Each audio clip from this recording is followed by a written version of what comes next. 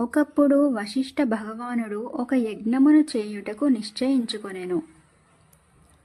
అప్పుడు ఆ యజ్ఞమునకు అనేక మంది ఋషులను జనక మహారాజును ఆహ్వానించిరి.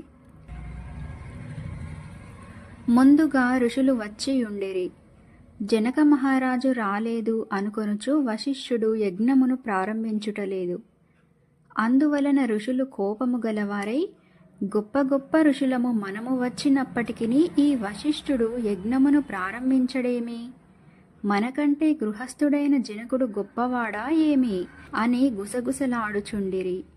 దీనిని వశిష్ఠుడు గుర్తించి జనకుడు వచ్చిన తరువాత యజ్ఞమును ప్రారంభం చేసి, యజ్ఞము జరుగుతున్న సమయంలో తన యోగ శక్తిచే మిథిలానగరము దహనమగునట్లు గొప్ప అగ్నిని సృష్టించెను.